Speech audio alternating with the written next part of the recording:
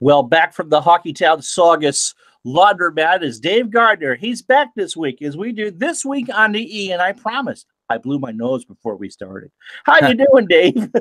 Ron, thanks for joining us again. Hey, great job last week, kind of towing the line by yourself. Thanks. Things got crazy last week with the snow and me being at the hospital with my mother and the whole bit. So you kind of towed the line and did a little show last week. Got cut off at the end. You probably got a little funny story about that, I guess. I do. I'll tell that real quick. I went through what we had talked on last Monday, and I knew that there weren't going to be any games because you guys got snow, ice in the kitchen sink last Tuesday. And those games will be made up next week, right? No, next week's schedule is already up. What's going to happen is the games from last week got pushed to the end of what's up there already. So I think it's going to be next week's schedule is from 2 weeks. So they got postponed, and we just put them at the end. All right. So I knew that there weren't going to be any Tuesday games to update. So I said, what the hell? I'll go ahead and record. And so I did. I got on camera and did my spiel and then went back and watched. It's like 12 minutes. I went back and watched and realized there was something on my face that was too distracting. And so by the time that I had flipped it, done the stats and stuff, when I had flipped it back, the distracting thing had fallen off. And so so I didn't have to do the second half of the video again, but I did have to do the first one. And so I retaped the first half, tried to make sure I remembered all the jokes that I had for your jokes, and went to cut and paste the two together. And for some reason, the last 4 minutes had audio, but no video. And so I didn't realize when I sent it to you. So yes. So we tried to do a full 12-minute show, and you got 7 minutes. But the stats got through, I think. Most of them did, yeah. Yeah, went back and watched it. And that happens too. I mean, when you do something and you get it done and you're like, oh, I got to redo this part. And then you redo it. And then you start hacking and cutting and moving around. It never works. So I can do a lot of things well live, but video editing, the computer didn't cooperate. But your jerseys, those are beautiful jerseys. Talk about those first. Oh, get your sponsors in first. Yeah. Let me get my sponsor list right here so I don't forget anybody. Of course, we have Paramount Wealth Strategies, Everett Bank, Alpha Omega Hobby in Quincy, which is right over here. These sweet black and silver ones, which I think are my favorite. I like them all. For some reason, they all look good. Even the white ones, which I'm not a big fan of white jerseys. They look good. But the black ones there last night, we broke out. They look really good. And that was the Alpha Omega ones. Bates Insurance in Medford, which is right here. So I have the Bates Insurance on the purple. So we kind of have old LA Kings and newer LA Kings, not current, but newer. In the league right now. The local 103 IBEW with the orange jerseys. The East Boston Savings Bank, kind of the Buffalo Sabres color there. I have their home jersey hanging up behind me. And we're going to rotate these jerseys as we get going on the shows now that they're all in. So I'll try to have different ones hanging up. Rounding out our sponsors are the One Call Ventilation and Aces Games and More and Revere. So those are our sponsors there. These are our jerseys here. And yeah, what a project this was. Not only just getting the design, which took 2.5 weeks, was, getting the order in for, the league jerseys, collecting the sponsor money, getting the sponsors happy with their design. But then, we offered these jerseys to all the players too. So we had probably 30 players or so order jerseys. So I brought up a whole big box of jerseys on Saturday to hand out and brought up more last night for the Tuesday league to hand out.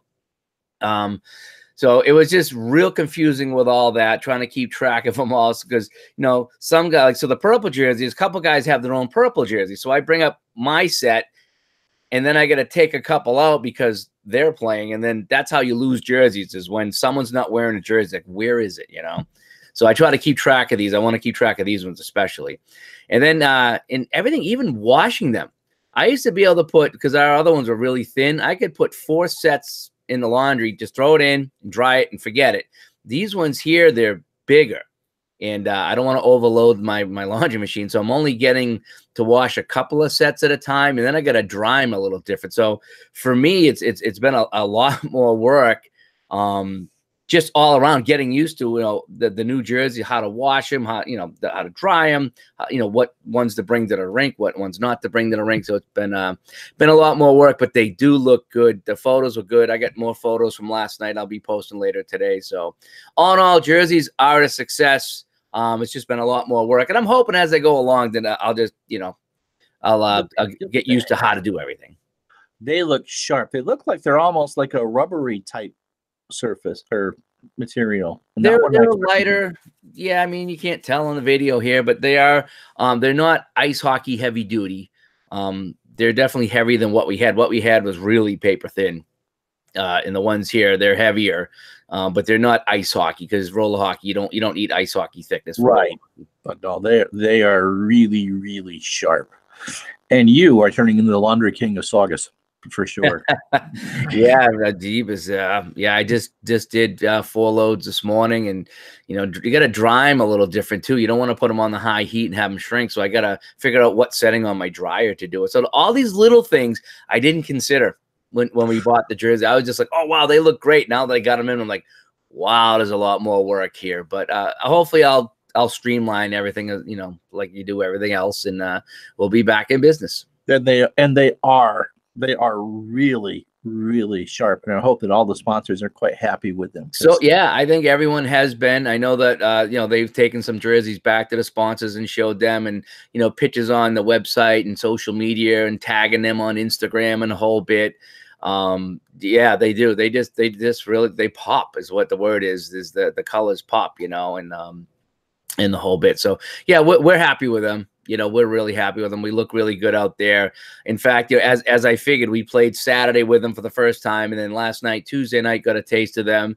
And I already have 15 to 20 guys that want to order their own jerseys. And I kind of figured that would be the case once you see them and see how nice they are. I know. And it's kind of neat. So on the shoulder here, we got, that's the rink we play at in Saugus, the hockey town. And then we have Brian Estrella's 20th anniversary logo on the shoulders. And then along with the sponsor here, and as you can see, we have numbers at the bottom, numbers on the sleeves. It's real, and the sleeve numbers are huge. They're hysterical. I was expecting them here, nice and small, which would have been easier to see as a referee for numbers, but having them like on the sleeve, kind of ginormous. It's neat. It's kind of neat, actually. I don't know why. I think it is. They are great. I noticed there were no red, white, and blue ones.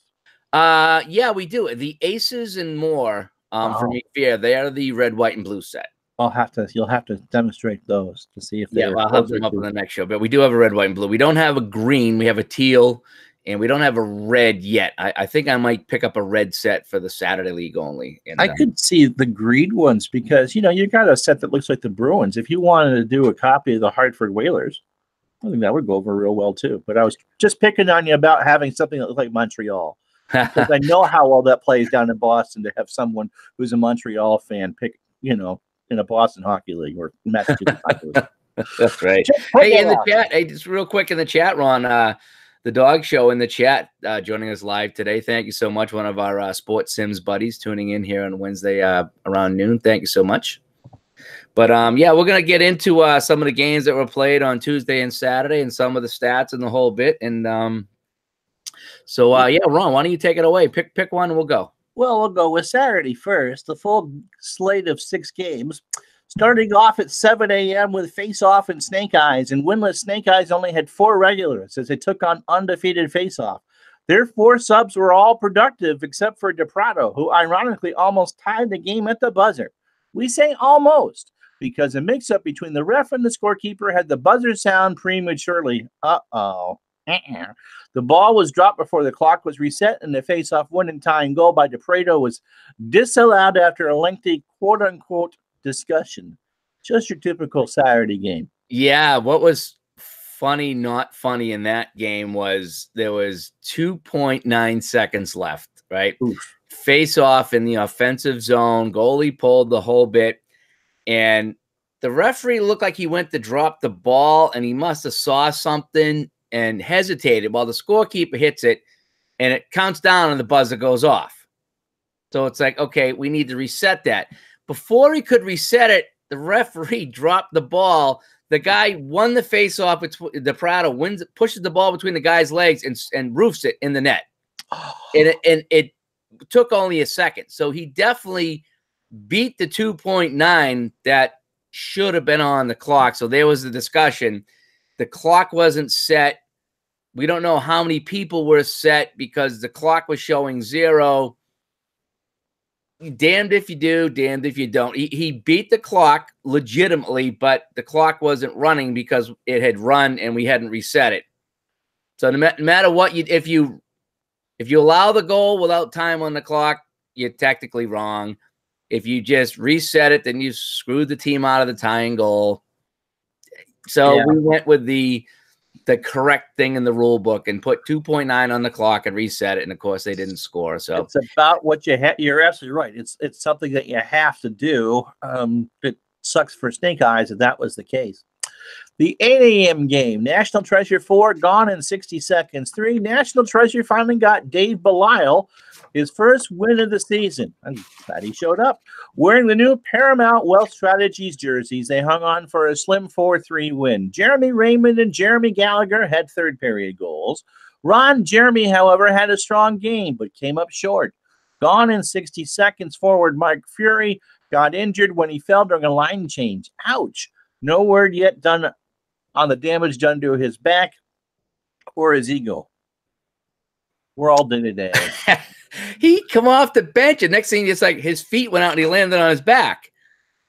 He finished the game more or less, but I mean, he didn't play any worse being hurt.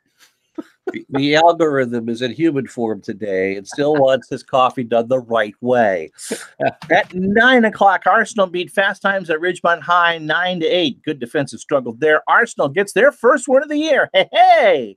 And Sean Hudson banged home the game winner with 1:46 to play. 7 of the 8 Arsenal players scored. Only Woody didn't. Imagine that. Woody has been like a league-leading scorer in the league, and I think they actually had him back on defense. They were 0-4 going into the day or something like that. And how ironic that he goes and he backbones a team on defense. The other 7 guys score, and they win this one 9-8.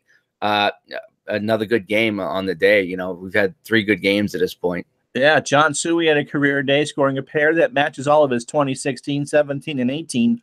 For Fast Times, Mark Scribner continues to carry the team, while guys like John Dalba and Courtney Brown continue just to look the part. They look good in the purple jerseys, Courtney and Dalba did. They had these on. They look really good. They just didn't appear on the score sheet. And Suey, couple nice goals. This is this guy Suey that still skates in the old Bravo Blade rollerblades, the plastic ones. I think they don't even have laces. I think they just got the buckles on them. Wow. And he still manages to cash in once in a while with goals and assists. So remember, it's better to look good than to feel good. The 10 a.m. game, Kick-Ass 8 leaving Las Vegas 4. Kick-Ass finally got a win as they knock off the scoring challenge Las Vegas team and their fill-in goalie Frosty Collins. It was 2-0 after 1 and 3-2 after 2. But in the third, teams combined for 8 goals as the tired goalies could not keep up. Craig Perry had the game's only penalty as he once again finds a way on the score sheet. Yeah. And Devin Potvin continues his scoring streak with another goal. Yeah, Devin parked out in front of the net, banged home. I don't know if it was a rebound or tipped it in. Nice goal for him. So it's good to see him keeping the scoring streak alive here for that the Kick-Ass team. And Frosty Collins, Jay Collins, longtime goalie of ours. He ended up moving to New York several years ago. But every now and then he pops up on the weekend to visit family, and he brings his goalie gear. And sometimes we get him a slot, and sometimes we don't. And we had an opening this Saturday, and he played very well. Picked up the loss, but played very well. And ironically, he bought one of the jerseys to have. He ended up buying the tan one-call ventilation goalie jersey. And as luck would have it, that team needed a goalie, so he actually got to wear the jersey that he bought in the game on Saturday. That's awesome. Yep. All right, 11 a.m. Rumblefish 4, Raising Arizona 2. Raising Arizona led 2-0 early in the third. As goalie Rob McHugh was thinking shutout. But DePreto outcoached the other captain in the third, all while playing net. Joey Davenport and Tyler Bullock tied the game with goals just 93 seconds apart. Then John Hafer tacked on a pair, which infuriated most of the Arizona team, as it should. As Rumblefish escapes with a win and Hafer escapes with his life. When's the last time you actually had a shutout in this league? Well, this game had it all. It was 2-0 Raising Arizona. They're winless. They're up 2-0 in the third. A few minutes goes by. They're thinking, all right, we got this. Maybe even a shutout. And then just boom, boom, boom, boom. Frustrations come out. And, yeah, there might have been some trash talking. And some guys may or may not have gotten a little more angry than they should have. So, yeah, Raising Arizona. Now, that's Dave Kruger's team. Kruger won it last season with Ravi McHugh in net, and both seem to be struggling this season. So, can't win it every season. And it's early. It's still very early. Yeah, it was 4-2. They had a 2-0 lead, and they just I don't know what happened. They fell apart. And then they only gave up 4 goals. It wasn't like they gave up 14. Right. We'll get to later on Tuesday scores. Yep. The last game of the day on Saturday, the Rock beat the Ghost Rider 8-2. That's not the Ghost Rider, it's Ghost Rider. The top 2 teams met, and one of these undefeated teams would suffer their first loss of the season. Pete Carpentieri had a hat trick, as did Hunter Graves. Villain goalie Jeremy Russell pitched a shutout into the third until Rob Richards ended that bid. Rookie captain Tom Kervilis suffers his first loss, though it was a timely loss, as Ghost Rider is now off the downgrade radar. Dan Kelly struggled on defense. Yeah, another good game here. This was technically our blowout of the day, 8-2. Top 2 teams going at it, and one team just played really well. Jeremy Russell is actually a skater on that team, but he filled in for the Justin Burnett, who was out for the day. Russell played very well, as you can tell, only allowing the 2 goals. Yeah, Ghost Rider just didn't have an answer. It looked like the Bruins and the Quebec Nordiques, where they just circled the wagons and they got shots on net. They just didn't score. And so Ghost Rider falls, and timely loss, because now we don't have to talk about making any trades, with them, because they finally lost. I'll let you go through the stats. Oh, you're going to let me go find the stats? Oh, boy. Well, that's what you normally do. I just added names to them, like the Chris Nyland Award for most penalty minutes, and I forgot some of the other ones I came up with. Oh, yeah, there's some good ones there. Let me see if I can find a. I thought you had that set up. I can just go ahead and do. I'll call up the Saturdays. I got the Saturday standings right now, so see if I can share that. I'm still. Let me see. Go to my screen share, application, stats. The right joys here. of live stuff. Here. There we go. Right, so here we are. So all right. So I got some of the stats here. So as you can see, it's the Rock and Face Off. They're 4-0 after 4 weeks. Rumblefish 3-0-1, technically undefeated. With a tie there. Ghost Rider, as we talked about, they were 3-0 going into this game. Now they're 3-1. Then we got a pair of teams at 2-2.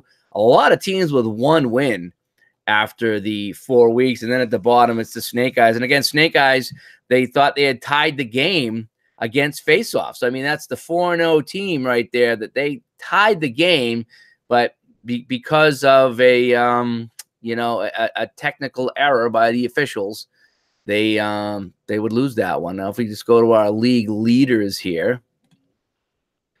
There we go. Sure that calls up. Yeah, okay, so we have our league leaders. Let's go to all players here. I got to get some photos of some of these guys, some of the new guys here. Yes, so you do. Mark Scribner of Fast Times at Ridgemont High. He's on fire here. He's 15 goals for Mark. I didn't know he was that good. I got to downgrade that team now. Holy cow. Matt Mahoney of the Rock. Matt Mahoney, he usually does well when he plays with somebody better than him, but this year he's kind of carrying the load himself. And as you can see, we got the Fast Times at Ridgemont High. 3 out of the 4 top scorers are all on that team. So why they're not at the top at 4-0, I don't know, but they're not. But and then Eric Cause was leading the league there. The old man in the league was leading the league in scoring. He's now dropped off all the way down here to 5th place, tied with Sean Andrews. And then rounding things out, Spuglio, Greg Good, and Johnny Andrews, the new guy here, all cashing in on the top spots. Where's Gardner? Where's Gardner? I'm not playing on Saturdays right now. Oh, okay. I'm just filling in, so I'm nowhere near the top. Not that I ever would be anyway, but yeah, so I'm not playing right now. And let's take a look at the goalies here. We got a lot of goalies here. We have the 12 teams plus all the fill-ins. So Jeremy Russell there played a couple of games. He's probably the best right now with the 2.50 goals against. Steve DiPrato having a terrific Saturday season as well. He's played 3 of the 4 games, 3.60. And then, Scott Evans, we were trying to get him on the show this week. He couldn't do it. Hopefully next week. He's another one of our older goaltenders, and a fantastic season for Scott Evans playing in the net for Ghost Rider. So I'd like to get him on. I would talk think to him. That anything above 85% save percentage in this league is phenomenal. Yeah. Yeah, it really is. All right. You ready for Tuesday? Yeah. All right. Only 4 games on Tuesday, and looks like we had a couple barn burners and a couple that burned the barn. So let's start with the barn burner at 6:30. Stopper My Mom will shoot and Rambo knotted themselves up at 5. Stopper My Mom led the whole way, getting goals from 4 different players, but a 5-1 lead is the worst lead in hockey. I thought it was a 3-goal lead, but anyway, it's whatever the Montreal would have in the third period of a playoff game. Anywho, as they fell apart late in the second and the entire third. If defense wins championships, neither of these teams will have to worry about playing in the final weeks of the playoffs. I don't know what it is about the Stop of My Mom Will Shoot team at 6:30. They tend to get up on teams and run all over them, and you think it's over. It's like, okay, we're done. It's over. And then they get into the third period, they fall apart. It's almost like they start reading their own press. I don't know what it is, but they fell apart once again in the third, and they had to settle for the tie in this one. So you've just essentially called them the Indianapolis Colts of your league. Yeah, that's about right. Yeah, Marino and those guys are definitely the Peyton Manning and the Colts. Yeah. Courtney Brown was sorely missed by both teams. At 7:30, Rocky 8, which will not be in a theater near you at Christmas Day. Expendables 1. After thinking we had some parity on Tuesday night, we finally had our worst blowout of the season. Without Mahoney holding their hand, the Expendables were lost. Goalie AK nearly fell asleep in the other net as he was as busy as the Maytag repairman. If you're old enough to remember that, and I certainly do. Jordan made his return to the E this week for Rocky, 8-1. Yeah, I actually filled in for the Expendables in this game. They were missing a couple of guys, and I hadn't played in many weeks. So let me jump in a game, and it didn't go well. We couldn't get anything going. I was terrible. I filled in for Josh, and I played as bad as Josh would have played, so I was a pretty equal sub. It was bad. Nothing worked. And, in fact, it got so bad in the third period that Young Peck, a guy in my team, decided to check me. He was so mad that we went to the net and somehow got screwed up, but he turned around and he just flattened me. He just lined me up and checked me, and I went flying on the ground, and he skated away laughing. And, yeah, and so we lost 8-1. Wow.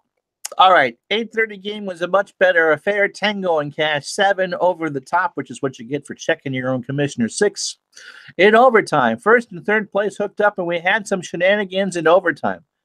I didn't realize Clinton Parks was part of your league. But this time, not from Joe Mullen. It was Dennis McGonigal who stacked his OT line with a sub. This is highly unusual for Dennis, who usually plays scrubs like Barkley and Spulio, but instead, he sent out his top sub who set up DiPrato for the game-winning goal. Yeah, so I mean, this is another really good game. I think Over the Top tied it. Looks like Dockley scored with 1:33 left to force overtime, and they line up for overtime. And Joey Mullen and Over the Top in their purple jerseys, they sent out their 3 worst guys. As you know, it's regular season. You know, we're in overtime. Everybody gets a point, the whole bit. So sometimes you play your crappy guys, so to speak. You know, guys like Eddie Kane and Dave Niemi were out on the court. You know. And Dennis rolls out, which would be the top guy in his team, who was a guy who was filling in for his top guy. And that's not like him. Usually he's the guy to roll out the scrubs in overtime and say, hey, everybody plays. But he went for the W. And he rolled out his top guy in overtime, much of the dismay of the crowd. And, of course, this guy skates around all the crappy guys and sent it in front. And I think he actually banked it in off at DePrato. I don't know if DePrato actually shot that in the net on his own or not, but DePrato gets credit with the goal, and Aces gets, Tango and Cash gets the win, wearing the Aces and more jerseys there. And yeah, so there was a little bit of chatter about that, because Dennis never does that. He really doesn't, and he did it this time, and so that's why he probably gets a pass for this. Don't you want to win? Yeah, but the idea being is usually in a close game, you have your better guys out there in the last couple of minutes. So it's not fair to sit somebody for the last 2 or 3 minutes of the game and overtime. Right. Okay. That makes sense. In the regular, it's a draft league in the regular season. So we frown on that. It's just like, there's no, we want to win, but everybody pays to play too at the same time. So it's a very relaxed league. Yeah, it is. And playoffs are one thing, or maybe last week of the season, if you're fighting for a playoff spot, everybody gets it. But, week 5 or 6 of the regular season is not the time to do that. But he never does it. So we all just laughed. If he does it again, we might not laugh as much. Okay. And so speaking of laughter, the Lords of Flatbush remain perfect. They're now 0-5 as Cliffhanger beat them in the nightcap last night, 14-8. They're now 0-6 after giving up 14 goals and a nail-biter to finish out Tuesday night. Bova had some huge goals in the final minute of play. The algorithm needs to spell check that one. Goalie Rob McHugh has struggled since winning the Saturday championship last season. Jake managed 1 assist and a 14-goal outburst. I'm surprised you're still not recording that one into the computer. 22 goals is a lot. Yeah. In fact, somebody sent me a message, so I got to go check the stats. There was a lot of them. We were in that first period. It was 5-4 in the first period. There's 9 goals in the first period. It's like I was trying to take pictures last night. I had the camera. I was trying to get all the jerseys. It's like I pick up the camera, goal. Got to go write it down. Pick up the camera, goal. Got to put down the camera, go write it down. Goal. Finally, I was like, okay, I need to take pictures, and I can't keep writing down these goals. Somebody make a save. Somebody play defense. It was bad. It was bad. And this week's scapegoat goes to your good friend, Young Pyatt. The Expendables expendable forward. Well written.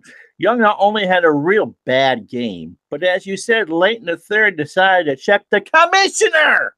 The commissioner! Saying he deserved it. Dave deserves comeuppance for some things, but I doubt he played that badly. Not even that sparked the team as they fell 8-1. Yeah, it was funny. He went this way, I went this way, and we both tried to move, but we both went the same way. I was like, well, we're going to crash.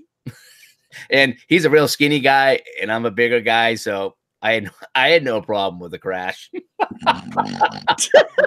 Yeah. Well, of course, we laughed about it, but of course, I'm going to write it up that he took me out. Yeah. That just kind of goes to show how laid back the league is, that you can do that with someone that, the person that runs the league, and okay, you get laugh about it. Yeah, that's all it was. You just got a couple minutes left. You wanted to talk about nets.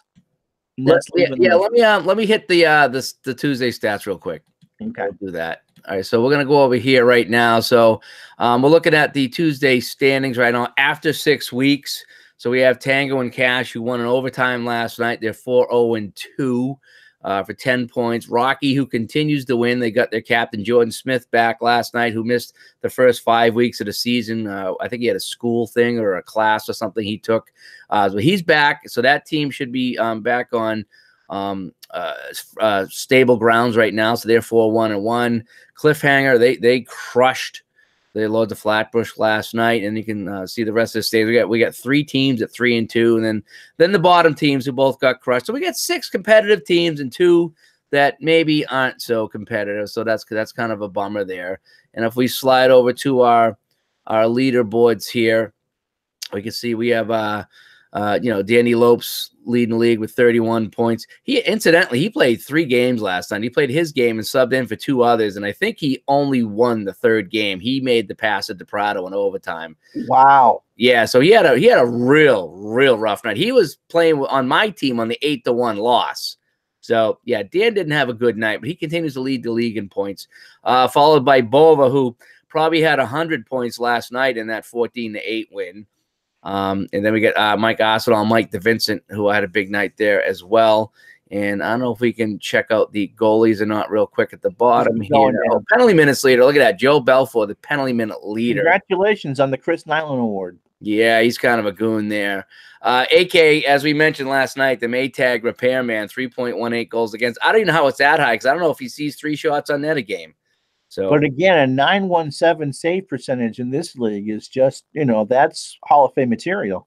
It is. It is. He's the idea was when Jordan picked that team, he'd take the AK and he wants to win low scoring games. And I guess that's what he's done to this point. Andrew Todenkoff, he's filled in a few times. He's got a 4.33 goals against. And obviously you see Jay Sopp, and Garrett Phelan and the rest of the crew down there. Most of these guys have been filling in as well. Yeah. But so that really takes a look at some of our standings here in our stats for the Tuesday league. All right, so you want to talk about nets? Yeah, just real quick before we sign off here. As far as the nets coming off the moorings, that happens a lot. The problem is those nets are not as heavy as normal nets, and they're not spiked in. They're just laying there on the surface. So every time a goalie slides into it, the post will come off a bit. So instead of stopping the game every time the post comes off, there's just too many unnecessary stops. We try to play it. So the refs try to fix it. The goalie tries to fix it. If there is a goal scored by chance with the post off, we determine how far off the post was and was it that side of the net the goal was scored on. So if this post is off by 5 or 6 inches, which is getting to be out of the gray area now, but the ball shot in on the middle of the net, that didn't really have an impact on the goal. Whereas if the post is off 6 inches and they shoot it in short side, I tell the referees, in your judgment, if that post was in the proper position, would that shot have gone in the net? And if they think that it wouldn't have, even if they say, I don't think it would have, then we don't count the goal. But you have a crease painted on the floor, right? Or yeah, we do. There's a crease there as well. But I mean, sometimes, like I say, the goalies, they got the big heavy gear and they're always knocking the posts around. Right. So what we try to play it as much as possible. We try to allow as much as possible. And only when it's really bad do we disallow the goal, or if it's shot right at that post and the referee's like, yeah, if that post is on, that either hits the post or misses, and that's what led to the goal. So it's not a perfect science, but the only alternative is to stop the game, every few minutes, every time the post gets knocked off. No, and especially on Saturday when you're running a sextuple header, you'd be there till 3 in the afternoon if you had to do that. Yeah, we want to keep it moving, and we want to keep playing time to a maximum. So that's one of those things. It's a judgment call, but we want to keep playing the game. We don't want to keep stopping. All right, so everything is up and running again for this week. Games on Saturday and Tuesday, and everyone remember to bring your jerseys or for that, and hopefully they'll get used to it. And the Laundry King of Saugus will have an easier time now that he knows what he's doing. And so that will do it for this week on the E. Hopefully we'll have a guest for you next Wednesday, the 27th, our last show for February. And so for Dave Gardner, I'm Ron Juckett. We'll talk to you next Wednesday at noon right here on This Week on the E.